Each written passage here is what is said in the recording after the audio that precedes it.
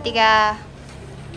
Assalamualaikum warahmatullahi wabarakatuh. Waalaikumsalam warahmatullahi wabarakatuh. Good afternoon everyone. So we are from the group 1. So we are going to tell you about the elements of poetry. So the member of our group, the first one is me, Raffiuddin Sofyan, Bareli Wijaya, Dan Nabil. Razak William Sandini, and Cahya Al-Rizky. Okay. Next, let's get into the basic, the core three element of poetry. So the first one is physical element. Then the second one is linguistic element, and the third one is sound or acoustic elements. Okay, let's get into the first one, the physical elements.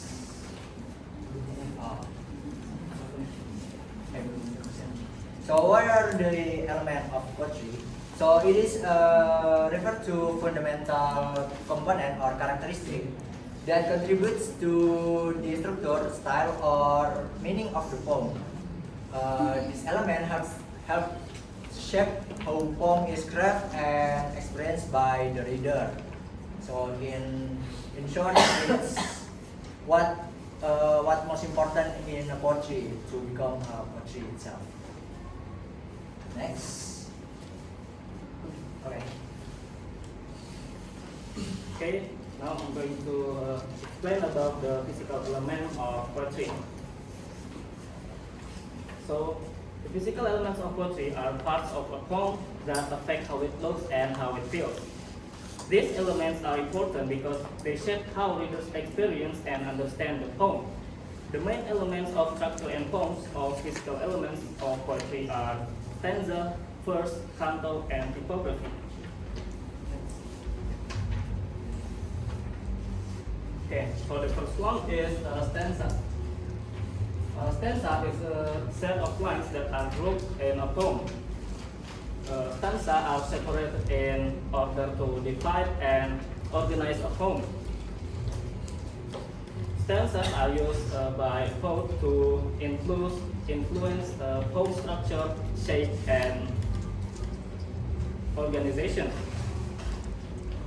Okay, so I'm going to explain about why stanza is important. There are three reasons that I am going to explain, which is structure, organization, and shape. The first one is structure. The most fundamental reason why stanza is important in poetry is because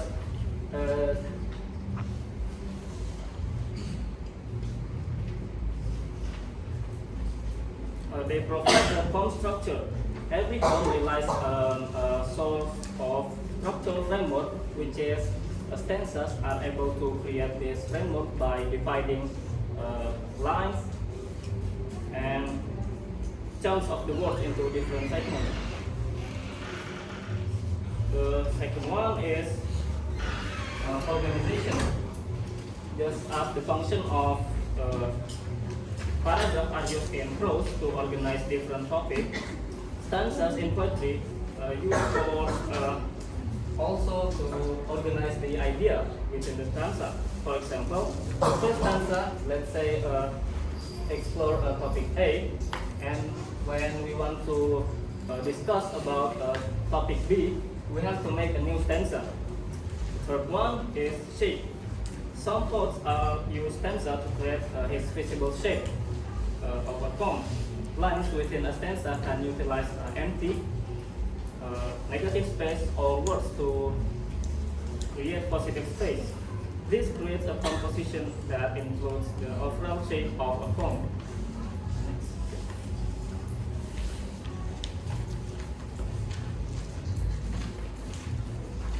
So this is the example of structure and organization, which is a poem from Emily Dickinson. There is another sky. So as you can see, this poem has two stanzas, which is in the first stanza is tell you about the beauty, beast, and the second stanza is about a peace.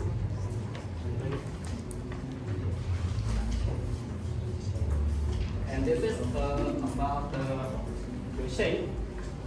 Easter Wings by George Herman, which is the poem create lines that shape literal wings. The next material will be explained by Nathan. Next is verse. Verse is in poetry is like a foundation or building block of a poem.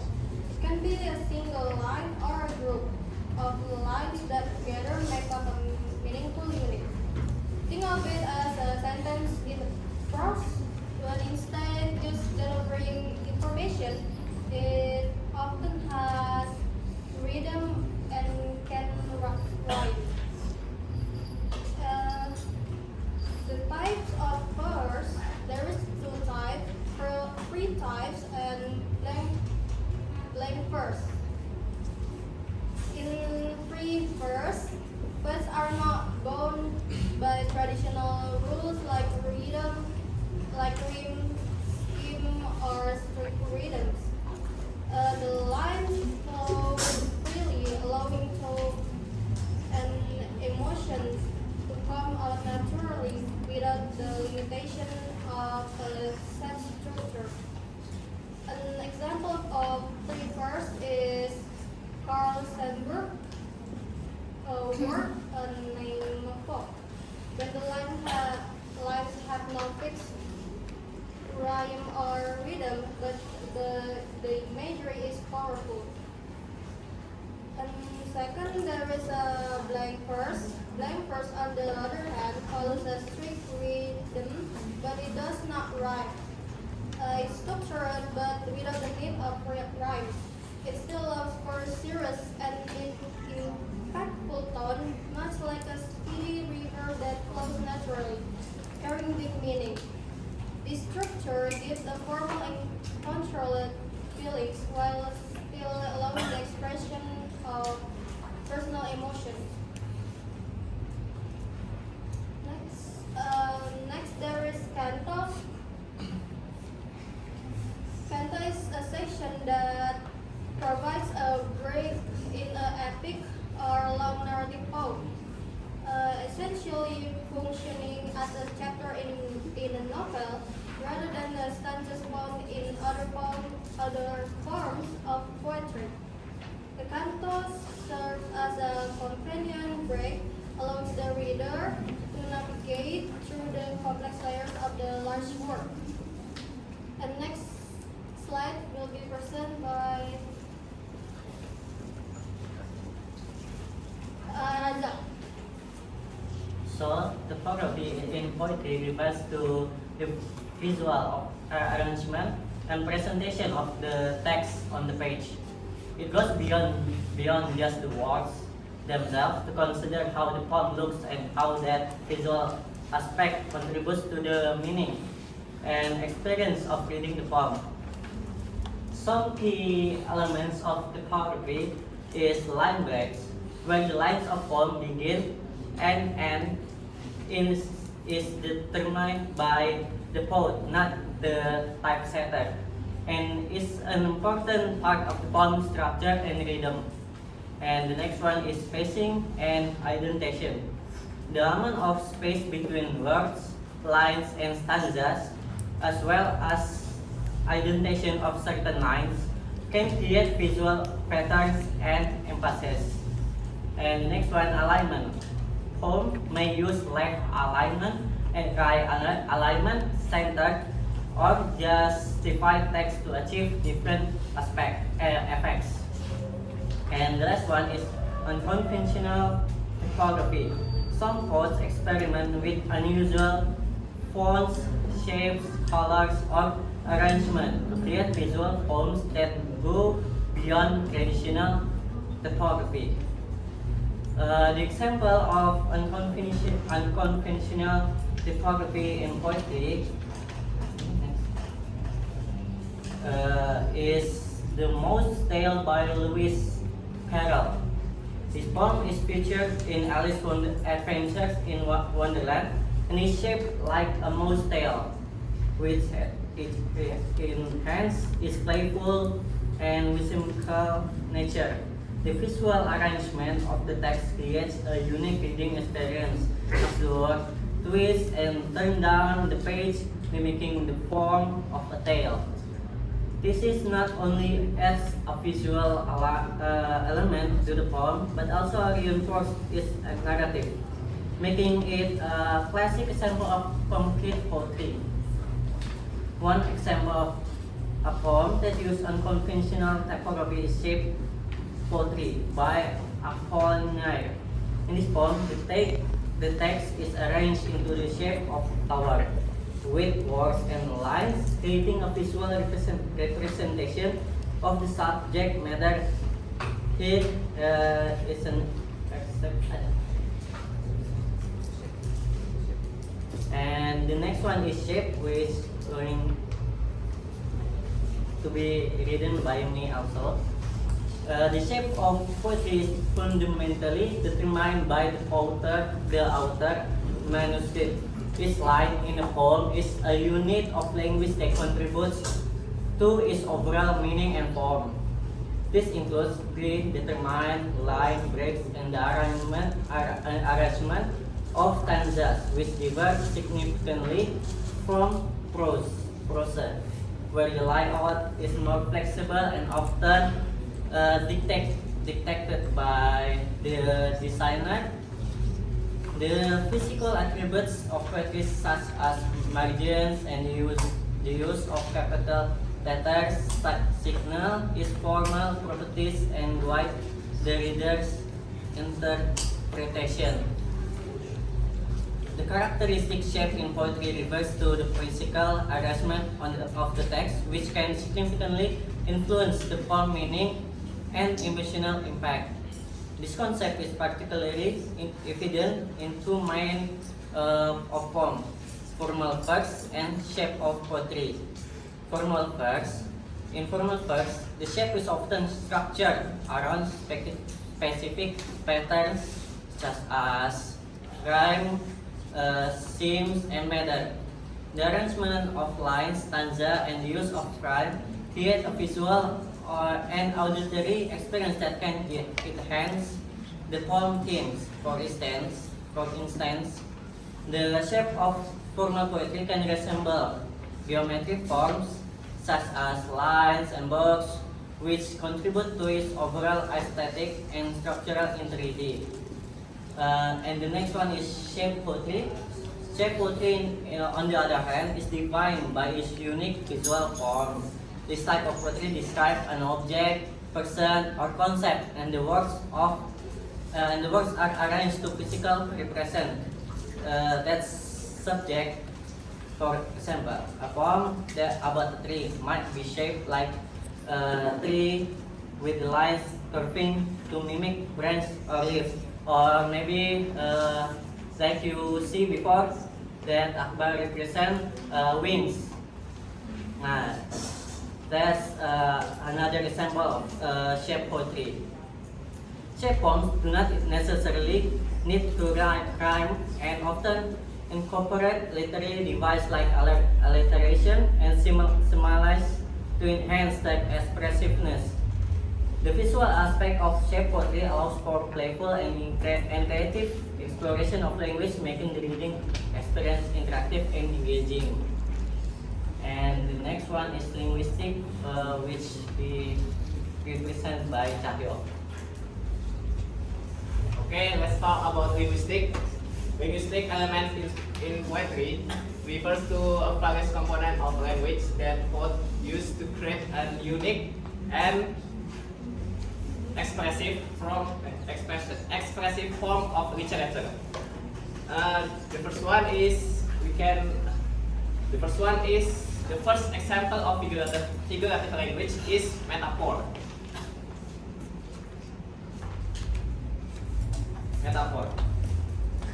Metaphor is describing one thing without using a word like. For example, the world is your stage. This means the world is a place where someone can express themselves as if they are performing on a stage. And the second one is simile. Simile is describing one thing as another using the describing one thing as another using the word like.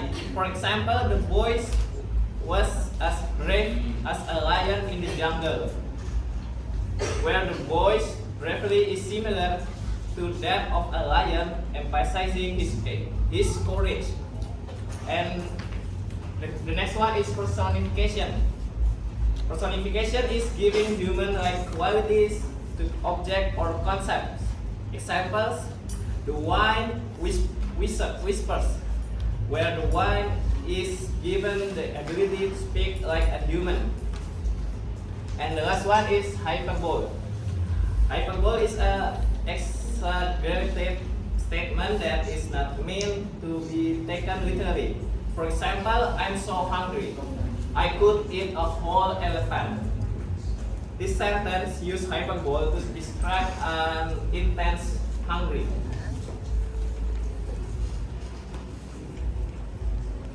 This is another example for in the poem. Like the first one is two roads diverge in a wood. That means the two roads has two different life choice. And the similar, my mom is like a fire. That means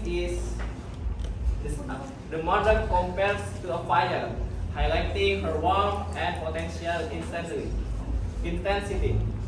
And personification, the sea that bears her bosom to the moon.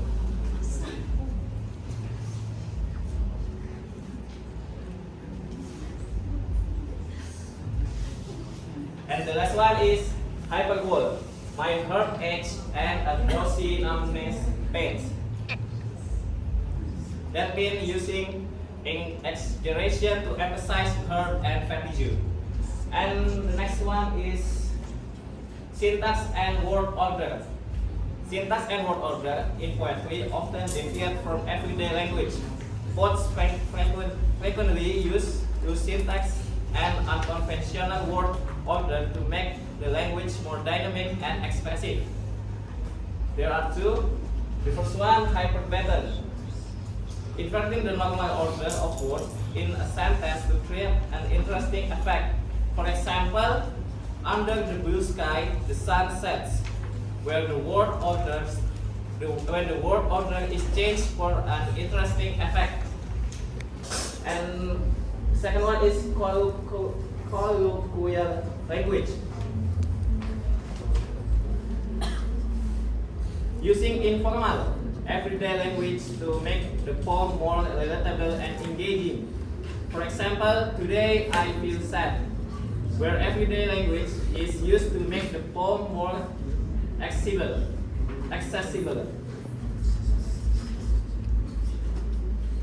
And the next one is diction and tone. Diction refers to the poet's choice of words, which can range from formal to informal, and even include jargon.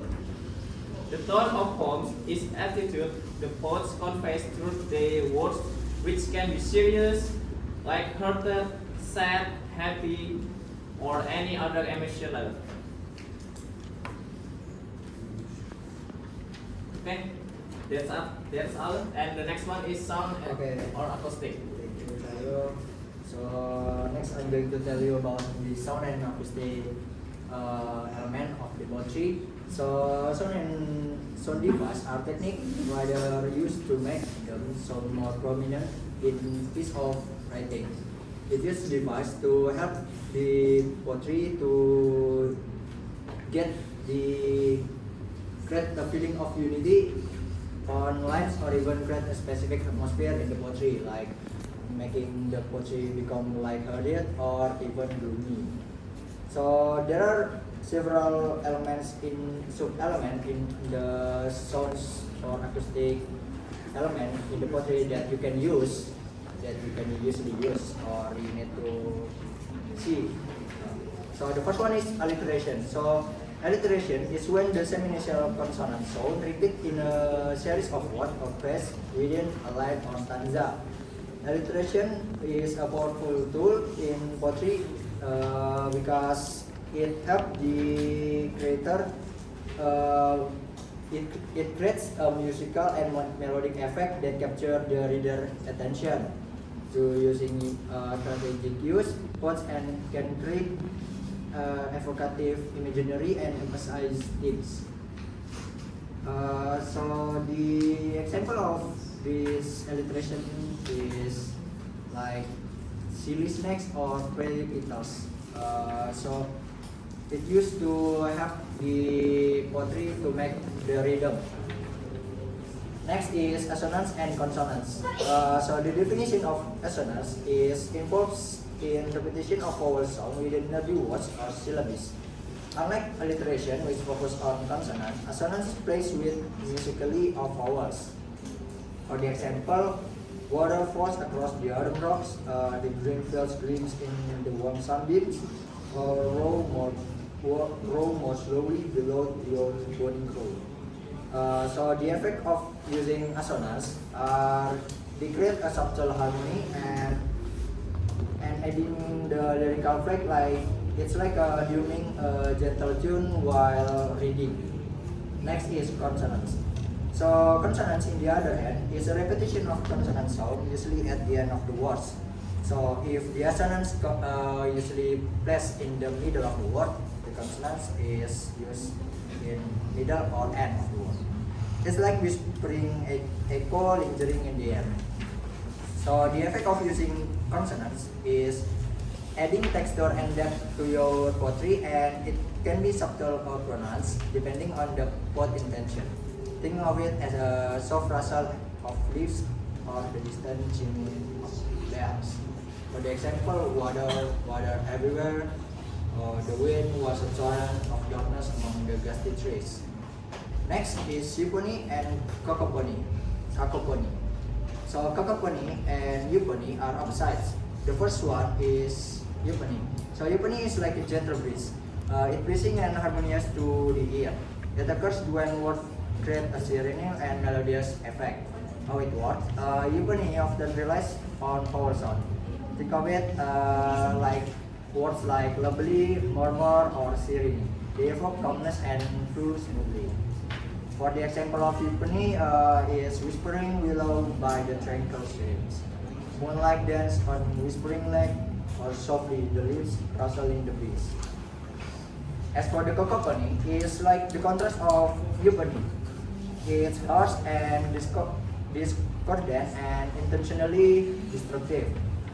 Uh, it, it usually using the explosive word that pop when being read, like alphabet B, D, X, Q, C, T, P, K, and G. For the example, oat, dance spout, oat, I say. Beware the jabberwock, my son, the jaws that bite, the claws that catch. So why do writer use them? So as for the euphony, writer is using the euphony to give a soothing and lyrical effect like a gentle melody to its poetry. As for the cacophony, the writer using to jolt and unsettle or convey chaos. It mirrors emotionally intensive and harsh realities. Next is rhyme. So rhyme is a literary device featured particularly in poetry, in which identical or similar concluding syllables in different words are repeated. Rhyme is principally a function of sound rather than spelling. For example, word rhyme that end with the same vowel sound but have different spelling. Day, pray, way, baguette. This is true for words with same consonant ending as well. Rain, rain, lane. Rhyme is therefore predominantly independent on the way the words looks or spelled. The writer used rhythm as a way to create some pattern in order to emphasize certain words and their relationship in order to in an artistic manner. So there are a few types of rhyme. The first one is perfect rhyme. This form features two words that share the exact assonance and same number of syllables. For the example is skylight and twilight, and there is Latin rhymes that are also called a half rhyme or imperfect rhyme. Sometimes involve words with similar but not exact assonance or syllabus count, like grieve and believe. Then I rhymes, similar when read but don't actually rhyme when spoken or pronounced, like mood, would, move, and do. Then the next one is masculine rhyme, occurs between the final stress syllabus of two lines, like compare and require. The feminine rhymes, is multi-syllabus where stress and unstressed syllabus rhyme with each other, like lazy and crazy. Then and rhymes is occur between the final words of two consecutive lines of or follow a rhyme scheme with stanza. For the example is tiger, tiger burning bright in the forest of the night. Then there are nursery tales and rhyme like Mother Goose and the other nursery tales use rhyme as foundation for language acquisition. These playful poems enhance speech literacy skill and listening comprehension for children. From Little Miss Muffet to Jack and Jill, this rhyme tells spark curiosity and appreciation for language artistic use. Then to develop rhyme writing skill, we can use these strategies like utilizing our rhyme scheme, then exploring the different poetic forms and exploring different types of forms or rhyme. So in short, so if we want to improve our skill in rhymes, we need to explore as much as possible so that we know it better. The next one, the last one is rhyme and measure. So these are similar but not in identical concept. Rhythm refers to overall tempo or pace at which the poem unfolds, while meter refers to the measured beat established by pattern or stressed and unstressed syllabus. So the first one is meter. Meter refers to pattern stressed or unstressed syllabus that have defined the poem rhythm. Like it use the basic metrical code, which specific combination of stress like the 1 point, 1 koma gitu, and the unstressed syllabus like smile. And different pattern of metrical fit have different names. So there are 4 pattern of poetic meter. They are most commonly used or reference in literature. Yang pertama, the first one are lamb, is a pattern of unstressed syllabus followed by stressed syllabus, such as the word delight. So the delight, D-nya itu unstressed, like-nya itu lebih stress. So selanjutnya the next one is crochet, an import of lamb. This pattern is stressed syllabus followed by an unstressed syllabus, such as word highway. Then there is anapes, 3 syllabus pattern to unstressed syllabus followed by stressed syllabus within word understand. Or dactyl, opposite of the anapes, dactyl meter is pattern of a stressed syllabus followed by 2 unstressed syllabus, such as the word poetry. Next is rhythm. Rhythm refers to pattern of stress and unstressed syllabus within a line of verse. It, the beat, the tempo, and volume of both. Just as music has a rhythm, poetry has its own musically. When you read from below, you are tapping into its inherent rhythm. So how rhythm work? The first one is stress syllabus. There are syllabus you emphasize when speaking. Imagine wrapping your hand on the accented beats. Then there are unstressed syllabus. There are the lighter, less emphasized syllabus, the space between the beats. And the type of rhythm, the first one is iambic. The most common metrical code, it consists 2 syllabus, yang unstressed and followed by stressed one, like believe, and it's the same. So next, why do writers use rhythm and so rhythm are used to add melodic quality to poetry. way dance that draw us in. Empasisnya itu stress syllabus highlight important words or ideas. They create emphasis and guide on understanding, and it help making the tone and mood. Different rhythms evoke different feelings. A brisk rhythm feels lively. A slow one feels contemplative. For the example, opening line from the Edna St.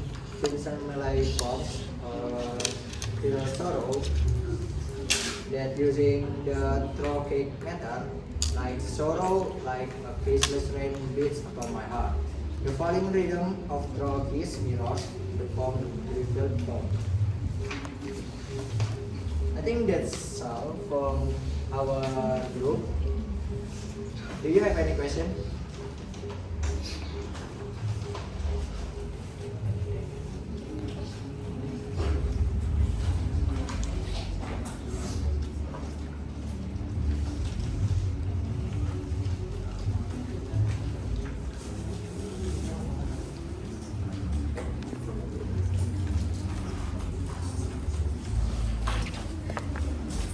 Oke, silakan.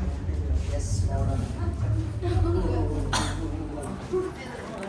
Ya, Ini nanya ini nggak apa-apa dicampur kan bahasanya. English only, no Indonesia. Yes.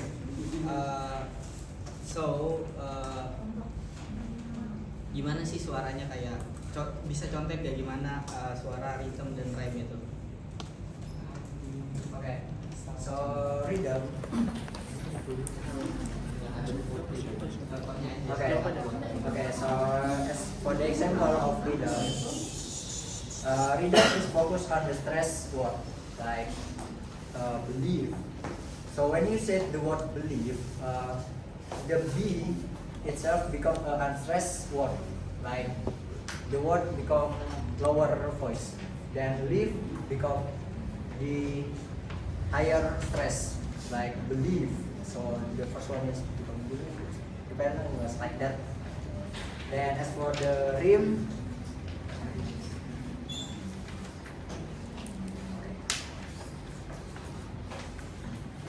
rhyme is a literary device. Like it focus not on the sound, but rhythm is focused on the words. Like how you using the words, like the perfect rhyme, like using the skylight and twilight. So it help making the melodic of the poetry. It help you making the melodic. So like sajak for AD. It helps. It likes focusing on the words. Then rhythm is focusing on the how you say the words. That's it. Okay. Sorry. First of all, my name is Meves Kinayo. I'm from class 2023B. Thank you for your answer. What group are you in? I'm from group 2. Thank you very much for this. Any other question? Yes. Sophia. Excuse me, my name is Mohammad Zagrano from Group 4. I want to ask a question. What is not likely to be found in poetry? Can you repeat the question? What's not likely to be found in poetry?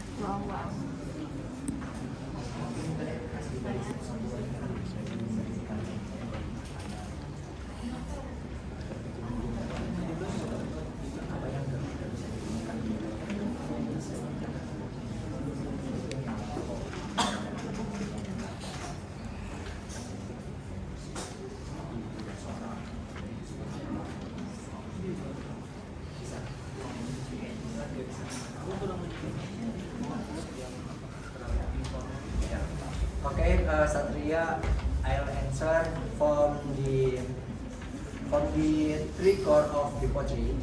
So from the sound or the acoustic element in poetry, you'll never found the exactly same pattern of word like how you say the word, because poetry using the emotion of the reader. So poetry usually intended to get the reader attention, and how they read the poetry are already created by the writer. So that's how the words affect the poetry. You'll never see the monotone dialogue or monotone form of reading poetry. Okay, thank you for the answer. Yes. You're welcome.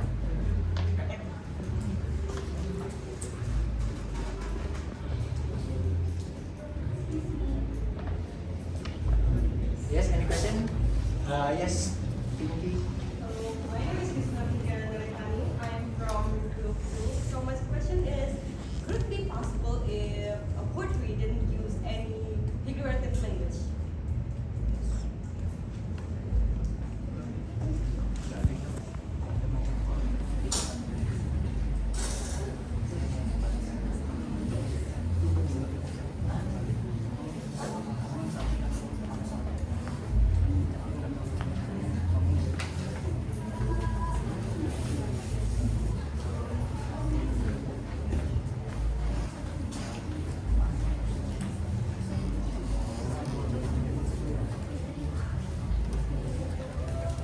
Oh yeah.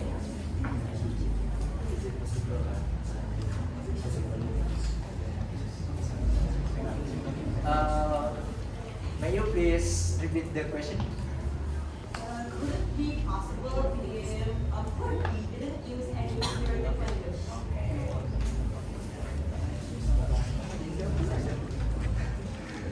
Okay.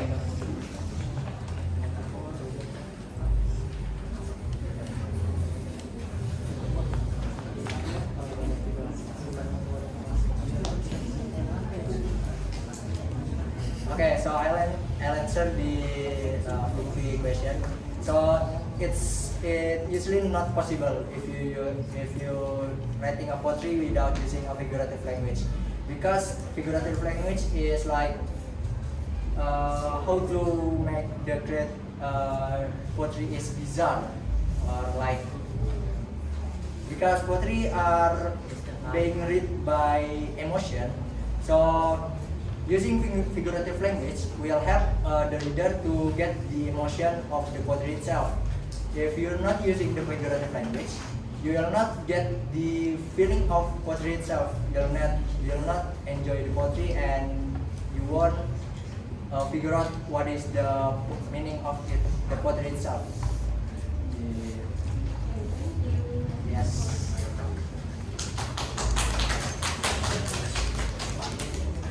Okay, I think that's all from our group.